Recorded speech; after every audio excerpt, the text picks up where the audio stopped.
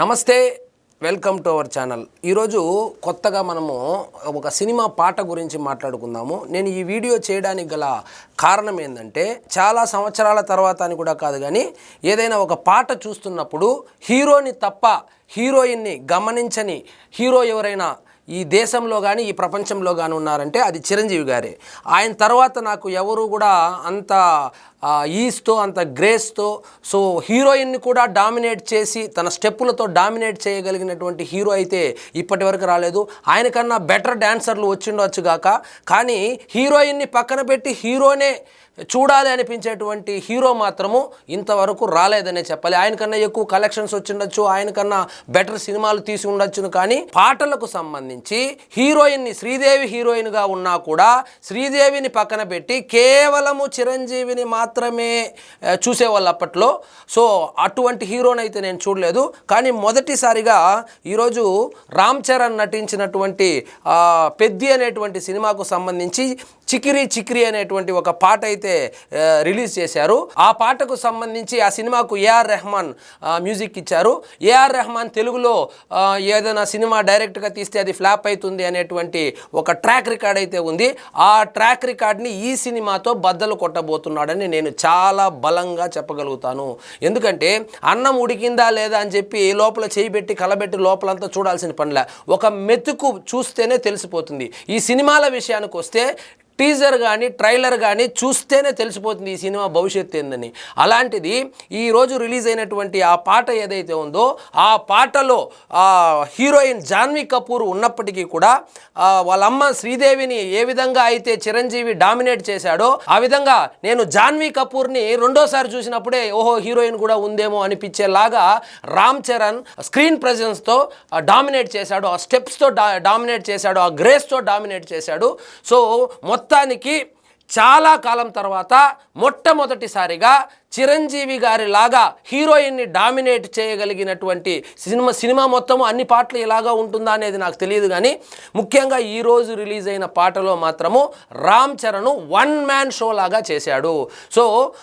మన ఇక ఏఆర్ రెహమాన్ విషయానికి వస్తే, ఏఆర్ రెహమాన్ 10-15 సంవత్సరాల తరువాత ఒకసారి వినంగానే చెవులకు ఎక్కే విధంగా, యాక్చువల్గా నేను మ్యూజిక్ లవర్ కాదు, అయినప్పటికీ కూడా నేనే 4 సార్లు విన్నాను అంటే అంత క్యాచీగా ఉంది ఈ ఆ పాట కానీ, ఆ లిరిక్స్ కానీ, ఆయన ఆ కంపోజ్ చేసిన విధానం కానీ, ముఖ్యంగా స్టెప్స్, జానీ మాస్టరు స్టెప్స్ అయితే కనుక నవ్వుతో నా భవిష్యత్ అన్నట్లున్నాయి.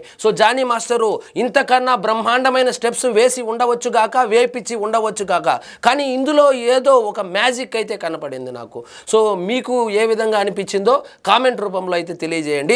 ఇక కొంతమంది మేధావులు వస్తారు, జానీ మాస్టర్ ఏదో కేసుల్లో ఇరుక్కొని ఉన్నాడు, జానీ మాస్టర్కు ఏ విధంగా వీళ్ళు అవకాశం ఇస్తారని చెప్పి. కేసుల్లో ఇరుక్కున్న వాళ్ళు రాష్ట్రానికి ముఖ్యమంత్రులే అవుతా ఉన్నప్పుడు, ప్రధానమంత్రులే అయినప్పుడు, మంత్రులు అయినప్పుడు, ఎమ్మెల్యేలు అయినప్పుడు, ఎంపీలు అయినప్పుడు జానీ మాస్టర్ సినిమా చేస్తే వచ్చిన నష్టము లేదు, కష్టము లేదు. జానీ మాస్టర్ నిజంగా ఆ పని చేశాడా లేదా అనేది జడ్జి గారు చెబుతారు.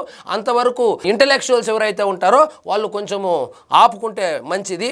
ఇక లొకేషన్స్ విషయానికి వస్తే ముఖ్యంగా మనం ప్రస్తావించాల్సింది లొకేషన్స్. రామ్ చరణ్ తరువాత ఈ పాట మొత్తానికి నాకు నచ్చింది ఆ లొకేషన్స్. ఒక యశ్రాజ్ సినిమా, అప్పట్లో యశ్రాజ్ సినిమా ఏదైనా హిందీలో వస్తే ఎంత రిచ్గా ఉంటుందో ఆ స్క్రీను, దాన్ని తలదన్నే విధంగా ఉంది. ఎక్కడ తీశారో మరి నాకు తెలియదు, కానీ ఆ లొకేషన్స్ మాత్రము నిజంగా నభూతో నా భవిష్యత్, ఇది నిజంగా తెలుగు సినిమానేనా, దీన్ని తీసింది మన బక్కగా ఉండేటువంటి బుచ్చిబాబు సనానేనని నాకైతే డౌట్ అయితే కూడా రావడం జరిగింది.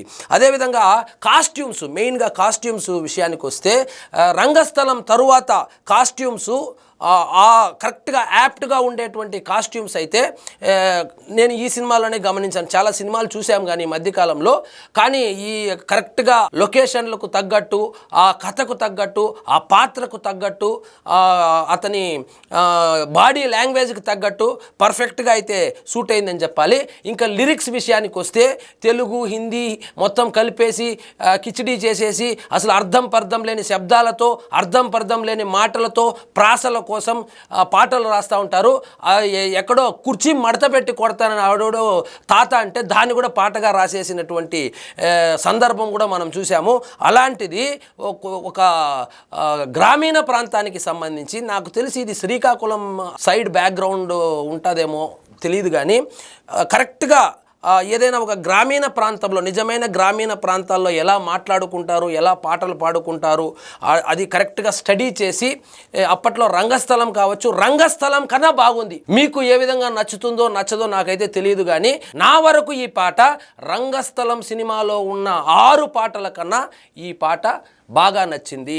సో ఈ సినిమా పాట బాగుంది కాబట్టి మన మేధావులు ఎవరైతే ఉంటారో, ఈ రివ్యూవర్లు ఉంటారో ఒక్కరు కూడా నోరు తెరవడం లేదు. చూడండి, ఒకవేళ పొరపాటున ఆ పాట కనుక బాగా లేకపోయి ఉంటే గజ్జి కుక్కకు ఆ ఎంసీ రమ్మో లేకపోతే ఓల్డ్ మంక్ రమ్మో తాగిపిచ్చేస్తే ఎట్లా మురుగుతాయో అట్లా మురిగేవాళ్ళు. కానీ ఇప్పుడు ఒక్కడు కూడా కనపడడం లేదు. 1-2 మాత్రం వచ్చి వీడియోలు చేస్తుంటారు. నేనెందుకు ఈ వీడియో చేస్తానంటే, బాగలేనప్పుడు చాలామంది వీడియోలు చేసి వైరల్ చేస్తారు కానీ బాగుండేటప్పుడు, నేను బేసిక్గా ఈ సినిమాల సబ్జెక్టు చాలా తక్కువ, మనం ఓన్లీ పాలిటిక్సే చేస్తూ ఉంటాం.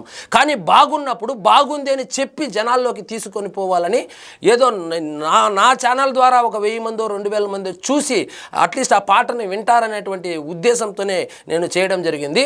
సో మొత్తానికి నాకు రామ్ చరణ్ సినిమాల్లో అన్నిటికన్నా రంగస్థలం అనే సినిమా ఇష్టం. ఈ ఆర్ఆర్ఆర్ సినిమా నచ్చినప్పటికీ కూడా ఆర్ఆర్ఆర్ సినిమాకు సంబంధించి మనం ఏం మాట్లాడినా రాజమౌళి చేయించాడు అంటారే కానీ క్రెడిట్ మన రామ్ చరణ్కి అయితే ఇవ్వరు. కానీ ఈ రంగస్థలం విషయానికి వస్తే 1 మ్యాన్ షో అని చెప్పొచ్చును. అదేవిధంగా ఆ వాసనలే ఇక్కడ కూడా నాకు కనపడింది. సో ఈ సినిమాలో రామ్ చరణ్ రంగస్థలము స్క్వేర్ లాగా చేయబోతాడేమో అని నాకు ప్రగాఢ విశ్వాసం అయితే కలిగింది.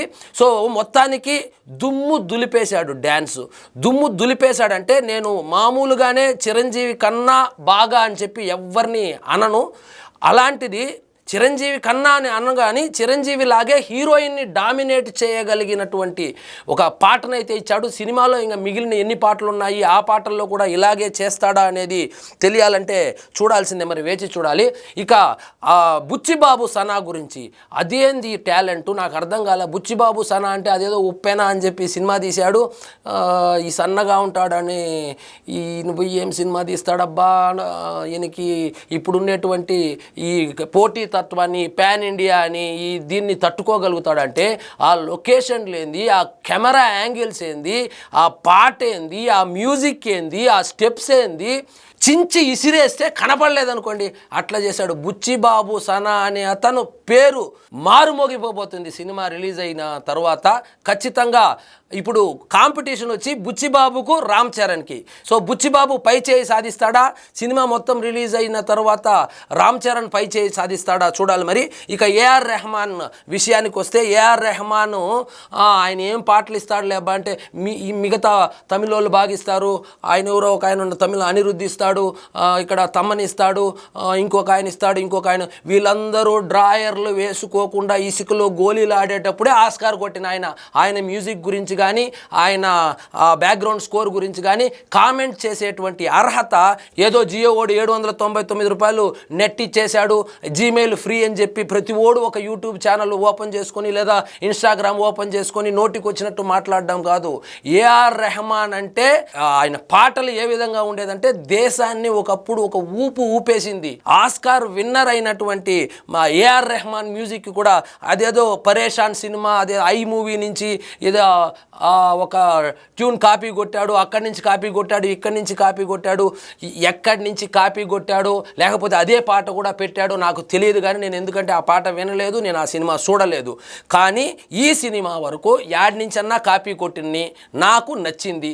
కాపీ కొడితే ఏంది, కాపీ కొట్టినాడా లేకపోతే ఏమన్నా దొంగిలించుకొని వచ్చినాడా లేకపోతే ఈయనే చేసినాడా కొత్తగా చేసినాడా వీళ్ళు అబద్ధాలు చెప్తాడారా పక్కన పెడితే పాట చాలా ఫ్రెష్గా ఉంది, ఆ సిచ్యువేషన్కు కరెక్ట్గా ఉంది. ఏఆర్ రెహమాన్ గత సినిమాలతో పోలిస్తే ఈ సినిమాలో పాత ఏఆర్ రెహమాన్ బయటకు వస్తే ఎలా ఉంటుందంటే, ఇప్పుడు ఈ పిల్లోళ్ళకి తెలియకపోవచ్చు, ఆ ఏఆర్ రెహమాన్ అనే పేరు ఒకటి చాలు ముంబై బాక్స్ ఆఫీస్ని తగలబెట్టేస్తుంది. సో ఆ మ్యూజిక్తో తగలబెట్టేసిన సినిమాలు చాలా ఉన్నాయి, కావాలంటే గూగుల్లో కావాలంటే ఎత్తుక్కోండి. సో మొత్తానికి ఈ పాట అయితే కనుక చాలా బాగుంది, అన్ని పాటలు కూడా ఇలాగే ఉండాలని చెప్పి ఈ సినిమాకు హిట్ కళ కనపడుతుంది. ఖచ్చితంగా చూస్తేనే అర్థమైపోతుంది. ఆ క్వాలిటీ విషయంలో కాంప్రమైజ్ కాలేదు. ఈ మైత్రి మూవీస్ ఏదో సుకుమార్ అసోసియేషన్ అన్నారు. ఇంకా ఆయన అసోసియేషన్ అంటే కథలో చేశాడా లేకపోతే ప్రొడక్షన్లో చేశాడా దేంట్లో చేశాడో పక్కన పెడితే టాప్ లెవెల్లో ఉంది.